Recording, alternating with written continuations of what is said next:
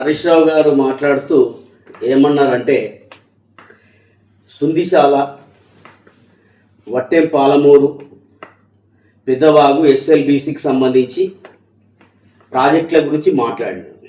అరే హరీష్ రావు, ఈ ప్రాజెక్టులు నిర్మాణం చేసింది మీ ప్రభుత్వంలోనే కదా, నేనేం చేసినా అని చెప్పేసి చెప్తాను. మరి ఈ ప్రభుత్వానికి ఏమైనా సంబంధం ఉన్నదా? నీ జీవితమే కూలిపోయే ప్రాజెక్టులు కట్టుడు, కమిషన్లు తీసుకుడు కూలిపోయే ప్రాజెక్టులు కట్టుడు.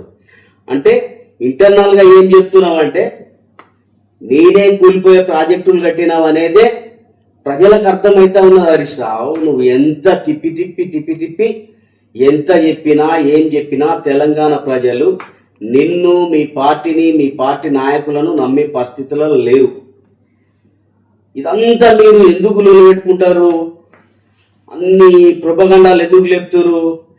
తెలంగాణ రాష్ట్రంలో ఇప్పుడున్న పరిస్థితులలో ముఖ్యమంత్రి రేవంత్ రెడ్డి గారి ప్రజాపాలన ప్రభుత్వం ప్రజలకు అన్ని రకాలుగా అన్ని విధాలుగా ప్రజలకు అనుకూలమైన పాలనను అందిస్తుంది. కాబట్టి మీకు చెప్పడానికి ఏం లేదు, ఒకటి నెత్తిలో పెట్టుకున్నారు.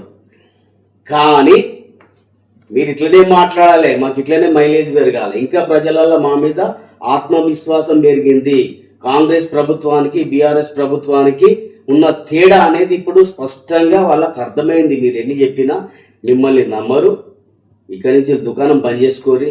ఇక ఏమో అంటాను, ఇంకొక మాట ఏమోను, నేను 40 లక్షల ఎకరాలకు తెలంగాణ రాష్ట్ర వ్యాప్తంగా నీళ్ళు ఇచ్చిన, నువ్వు 1 లక్ష ఎకరాల కన్నా నీళ్ళు ఇచ్చినావా అంటాను. ఓకే, ముందు సిద్దిపేట నియోజకవర్గంలో నువ్వు ఎంతమంది రైతులకు సాగునీళ్ళు ఇచ్చిన ఒకసారి చర్చ పెడదాం. ఎక్కడికి వస్తావో రా, ఏ మండలికి పోదాం, నంగనూరు, చిన్నకోడు, నారాయణరావుపేట, సిద్దిపేట అర్బన్, రూరల్, ఏ మండలానికి వస్తావో రా. మరి ఎన్ని ఎకరాలకు సాగునీళ్ళు ఇచ్చినావో చూద్దాం. సిగ్గుశరం ఏమైనా ఉండాలి. నీ దగ్గరనే గతి లేదు, ఇంకా నువ్వు మాట్లాడుతావు. 10 సంవత్సరాలు బీఆర్ఎస్ పార్టీ అధికారంలో ఉంటుంది, నువ్వు మంత్రి ఉంటావు. ఏ ఒక్క ఎకరాన్ని కూడా సరిగా నువ్వు గ్రావిడ్ ద్వారా కాలువలు ఎక్కడ తీసినావు, ప్రాజెక్ట్ ఎక్కడ పూర్తయింది, ఎక్కడ పూర్తి స్థాయిలో ఆ కాలువల నిర్మాణం జరిగింది చూపిద్దుదా. 1 ఎకరానికైనా సరిగా నీళ్ళు సల్వతులు ఏర్పాటు చేసినావు సిద్దిపేట నియోజకవర్గంలో? సిగ్గుశరం ఉండాలి.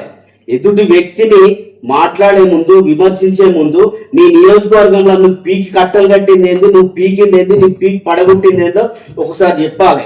ఇంకొకసారి ముఖ్యమంత్రి రేవంత్ రెడ్డి గారిని అవాకులు చెవాకులు పేలితే బిడ్డ సిద్దిపేట నియోజకవర్గంలో తిరగనీయం.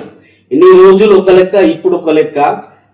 ముందు ఆయన ఒక ముఖ్యమంత్రి హోదాలో మర్యాద అనేది నువ్వు ఇస్తే, ఎదుటి వారికి మర్యాద అనేది మనం ఇస్తే మనకు కూడా మర్యాద ఇస్తారు. బిడ్డ నువ్వు ఇంకొకసారి మాట్లాడితే 4 సీరుతాం. మరి ఖబర్దార్ హరీష్ రావు.